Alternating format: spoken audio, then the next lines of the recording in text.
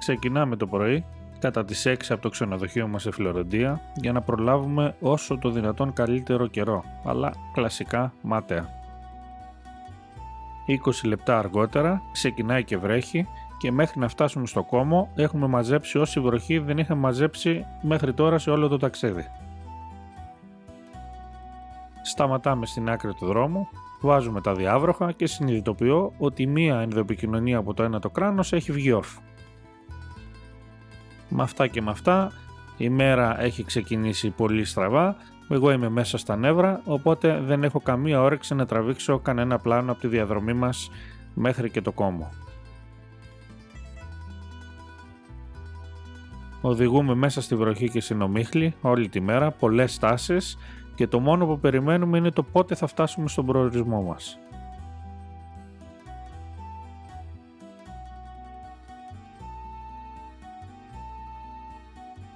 Μετά λοιπόν από μία ημέρα όπου δεν θέλουμε πια να θυμόμαστε και τελικά ένα ταξίδι 3,5-4 ωρών που το κάναμε σε 7, καταφθάνουμε στο ξενοδοχείο μας στο Κουαρτσίνο Hotel.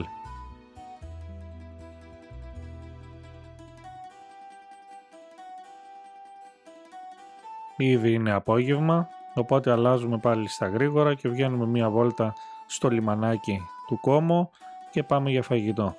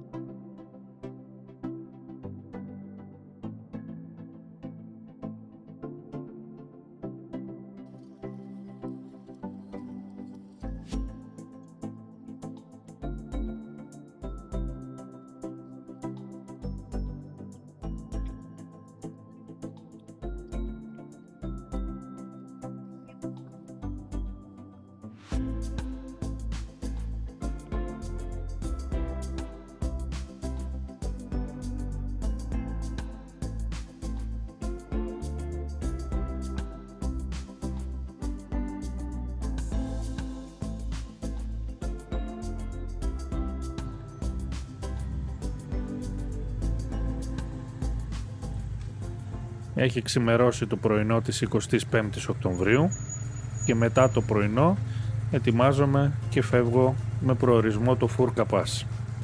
Αφήνω την Άννα στο ξενοδοχείο να ξεκουραστεί μια μέρα και εγώ ξεκινάω το ταξίδι μου.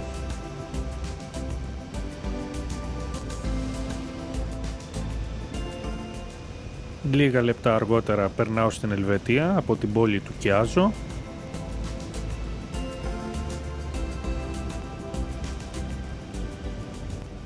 και συνεχίζω βόρειο-δυτικά για να περάσω την πεδιάδα του Λουγκάνο και μετά να κατευθυνθώ προς Μπελινζόνα. Ο καιρός ως συνήθως δεν είναι ο καλύτερος σύμμαχός μου, αρκετή βροχή και κάνω μία μικρή στάση για καφέ για να βάλω πάλι το αδιάβροχο και πάνω στην καφετέρια που σταματάω γνωρίζω άλλον ένα μοτοσικλετιστή που έχει φύγει από Γαλλία, κάνει βόλτα Ιταλία και συνεχίζει για Αγγλία, τον Άντζελο. Συνεχίζω προς τα βόρεια και κατευθύνομαι σιγά σιγά προς την πόλη του Άντερματ. Και διασχίζω ένα τούνελ 16,5 παρακαλώ χιλιόμετρων που σε αυτό το τούνελ για πρώτη φορά στη ζωή μου αντιμετώπισα μία τόσο μεγάλη αλλαγή θερμοκρασίας. Μπήκα με 12 βαθμούς, στα μισά του τούνελ έφτασε τους 35 η θερμοκρασία και ξαναβγήκα πάλι στους 12. Το τούνελ αυτό ήταν το Gotthard Road Tunnel, είναι 16,9 χιλιόμετρα για την ακρίβεια, ξεκινάει από το Goshenen, αν το προφέρω σωστά, στο καντόνι του Ούρι και φτάνει στο Ερόλο. Την εποχή της κατασκευής του, το 1980, ήταν και το μεγαλύτερο τούνελ στον κόσμο, ενώ τώρα έχει πέσει ήδη στην 6η θέση με πρώτο το τούνελ West Connex στο Σίδνεϊ της Αυστραλίας που είναι στα 46 χιλιόμετρα. Αυτό που θα ήθελα να επισημάνω είναι να μην παραλείψετε να πάρετε τη βινιέτα. Είναι μια κάρτα για τους δρόμους με την πράσινη πινακίδα στην Ελβετία και έχει ένα κόστος γύρω στα 35 ευρώ το χρόνο. Μπορείτε να την αγοράσετε ακόμα και online. Συνεχίζω βόρεια-βορειοδυτικά, ο καιρός καλυτερεύει ώρα με την ώρα. Έχω φτάσει πολύ κοντά στο στόχο μου, από ό,τι βλέπετε ο καιρός έχει ήδη ανοίξει.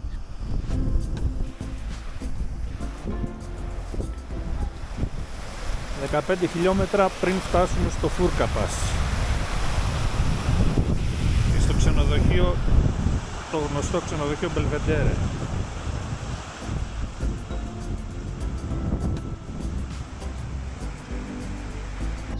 Όλες οι πινακίδες λένε ότι το πάσο είναι κλειστό. Για να δούμε.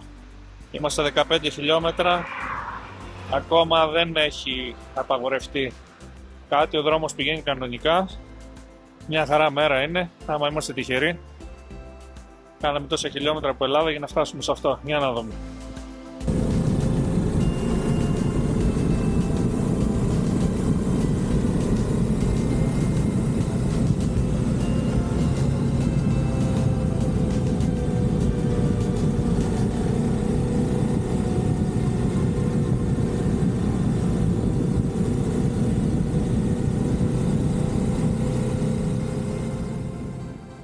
Σε αυτό το σημείο θα σας παρακαλούσαμε να κάνετε ένα like και μια εγγραφή στο κανάλι μας, ώστε να μπορείτε να παρακολουθήσετε και τα επόμενα βίντεο που θα ακολουθήσουν στη συνέχεια.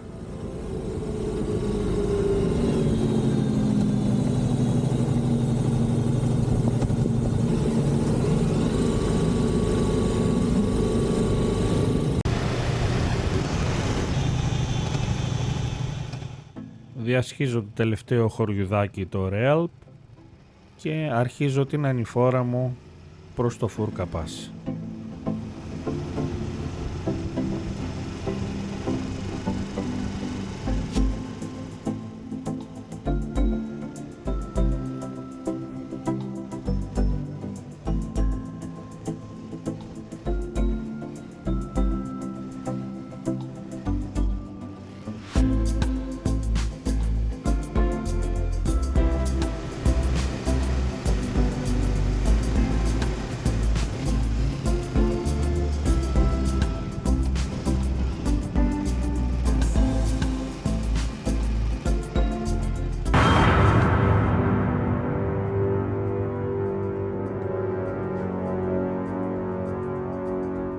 Και προφανώς η τύχη δεν είναι πάλι με το μέρος μου, οπότε μένω για λίγα λεπτά, βγάζω μερικές φωτογραφίες και γυρνάω απογοητευμένος πίσω στο κόμμα.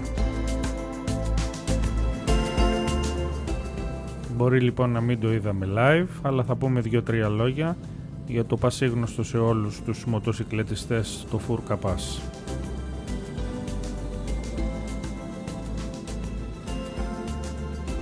Το Φούρκαπας λοιπόν έχει μια μακρά ιστορία από το 14ο αιώνα και γίνεται ευρέως γνωστό από την ταινία του James Bond, ο Χρυσοδάκτυλος, το 1964.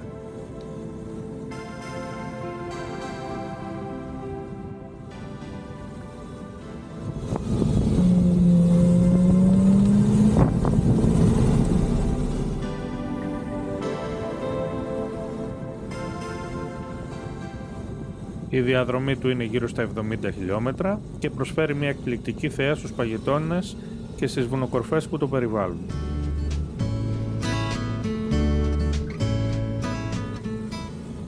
Το μεγαλύτερο μέρος του είναι ασφαλτοστρωμένο, βέβαια υπάρχουν και κάποια μικρά τμήματα που είναι ακόμα παλιού τύπου.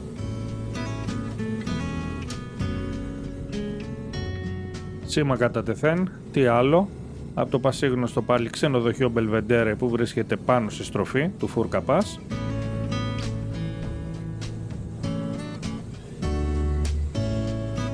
που σίγουρα όλοι έχουμε δει εκατομμύρια φωτογραφίες και βίντεο από το συγκεκριμένο ξενοδοχείο καθώς και από την περιοχή. Το πάσο είναι ανοιχτό από τα τέλη Μαΐου έως τις αρχές Νοεμβρίου και αν είσαστε λίγο τυχεροί μπορεί να το δείτε και νωρίτερα ή αργότερα. Εγώ στην προκειμένη περίπτωση δεν ήμουν. Τα t-shirt και τα footer που φορέσαμε ήταν χορηγία του bieber.gr. Το Bieber.gr είναι ένα νέο e-shop με ποιοτικά t-shirt και hoodies και προσθέτουν νέα σχέδια κάθε μέρα. Με το κουπόνι NightRidersGR έχετε επιπλέον 5 ευρώ έκπτωση στην πρώτη σας παραγγελία.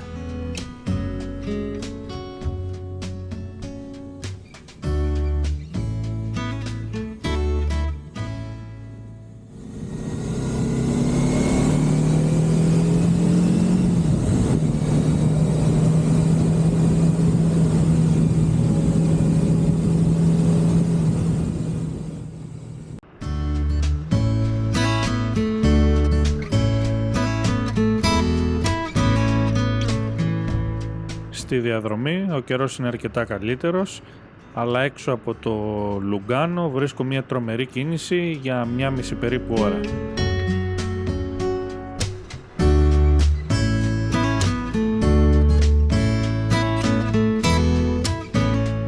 Καθώς διασχίζω την Ελβετία, καθόλου αξιοπερίεργο να δεις και κάποια supercar. Εδώ μια McLaren που περνάω αργά για να τη χαζέψω.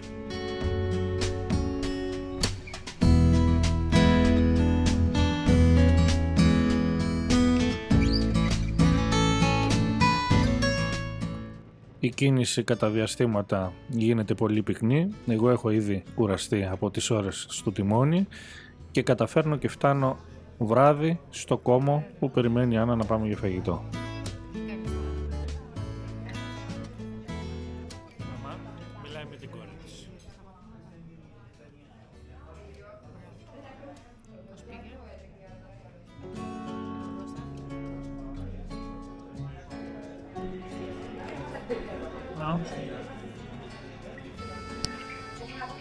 Πώς ήταν η μέρα σου?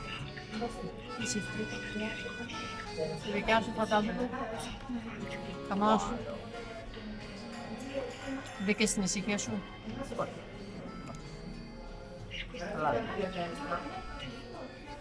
Πού είμαστε τώρα? Damasino, white wine, Lake de Como. Thank you.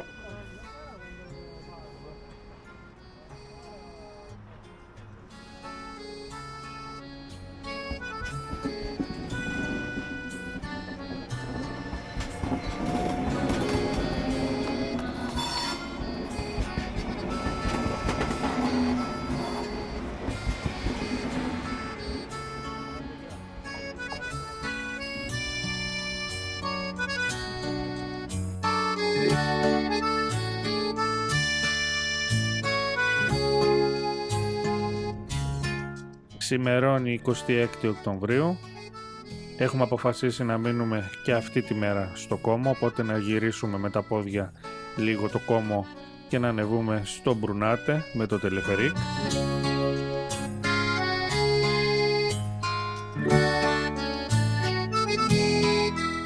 Η επίσκεψη, όπως θα δείτε, περιλαμβάνει και μία βόλτα στο Φάρο Βολτιάνο που ανεβήκαμε με ένα φορτηγάκι του Β' Παγκοσμίου Πολέμου, μία αντίκα πολύ όμορφη.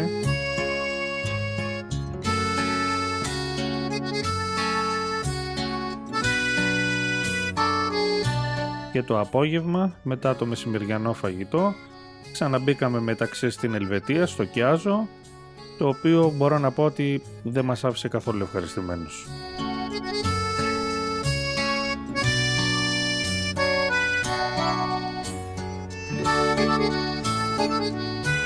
Η λίμνη Κόμο, λοιπόν, είναι μια λίμνη παγετονικής ανόρυξης, βρίσκεται στη Λομβαρδία, στη Βόρεια Ιταλία και έχει έκταση 146 τετραγωνικά χιλιόμετρα. Είναι η τρίτη μεγαλύτερη λίμνη της Ιταλίας. Μορφολογικά η λίμνη Κόμο έχει σχήμα ανιστραμμένου γράμματος Y και ανήκει στην περιοχή του προαλπικού κλίματος. Οι διάφορες πόλεις και οι περιοχές που βρίσκονται γύρω από τη λίμνη έχουν και αυτές διάφορες γεωλογικές καθώς και ιστορικές σημασίες.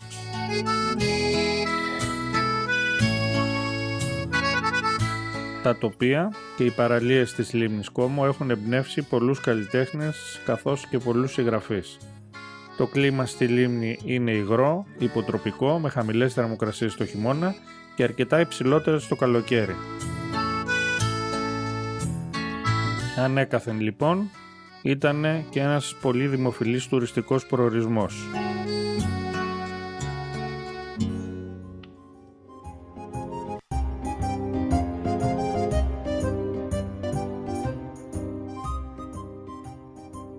Κάπου εδώ, όπως είπαμε, βγάζουμε τα εισιτήρια για το τελεφερίκ και ανεβαίνουμε στο πανοραμικό Μπρουνάτε.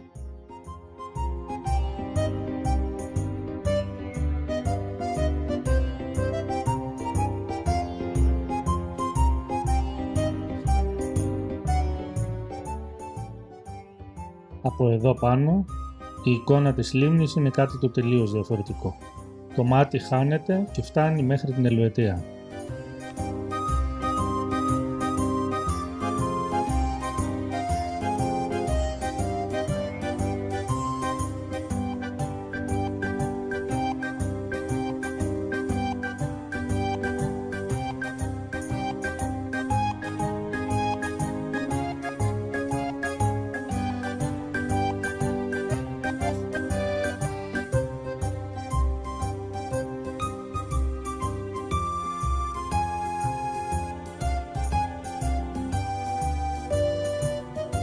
Συνεχίζουμε τη βόλτα μας και αφού βγάζουμε μερικές καθιερωμένες φωτογραφίες και selfie, μπαίνουμε στο μετασκευασμένο βανάκι του Β' Παγκοσμίου Πολέμου και μας οδηγεί στο φάρο Βολτιάνο.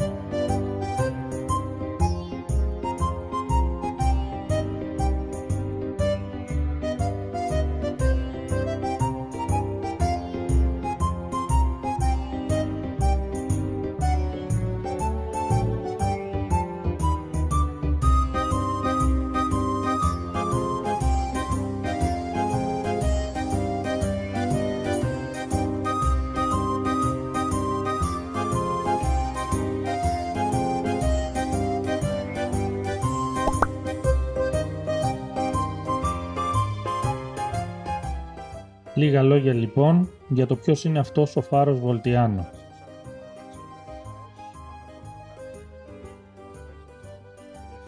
Ο σχεδιασμός του φάρου Βόλτα ανατέθηκε στο μηχανικό Γκαμπριέλε Τζουσάνι. Σημείο πάνω από το κόμμο. Το κόμμο είναι πίσω. Εντάξει, πανέμορφη θέα. Μην γελάς εσύ, δεν είμαι filmmaker επαγγελματίας. Γελάει ρε.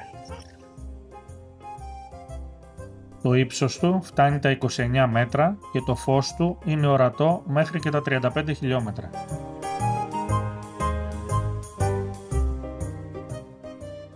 Μέσα στο φάρο υπάρχει μια σπυροειδή σκάλα με 143 σκαλοπάτια που οδηγεί στην κορυφή, όπου βρίσκονται το φανάρι και τα δύο κυκλικά μπαλκόνια. Σας πληροφορώ ότι δεν είναι για λιγόψυχους.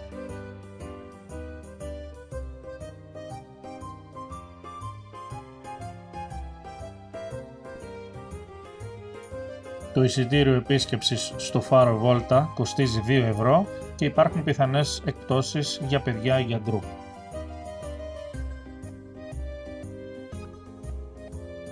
Τέλος, η πρόσβαση επιτρέπεται μόνο για 4 άτομα κάθε φορά. Κάπου εδώ τελειώνει και το 4ο επεισόδιό μας και επιστρέφουμε στο τελευταίο με το Μιλάνο και την επιστροφή μας στο νησί.